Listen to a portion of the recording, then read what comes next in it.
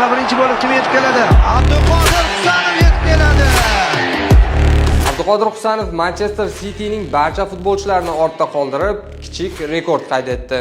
Kuni kecha Angliya Premier Ligasining 24-tur uchrashuvlaridan o'rin olgan Manchester City va Tottenham uchrashuvi 2-2 hisobida yakunlandi. Unda Abduqodir Husanov City tarkibida ketma-ket 8-uchrashuvda asosiy tarkibda maydonga tushib, to'liq 90 daqiqa harakatlandi.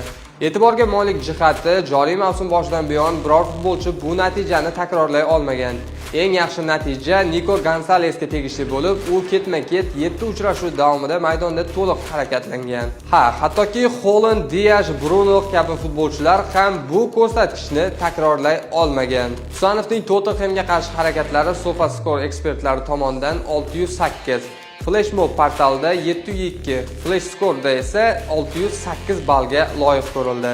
Ma'lumot uchun shaharliklar ushbu durangdan so'ng ochkolari sonini 47 taga yetkazib, turnir jadvalining 2-o'rinidan joy oldi. So'nggi yangiliklarni kuzatib borish uchun Anhor o'zining ijtimoiy tarmoqdagi sahifalariga obuna bo'ling.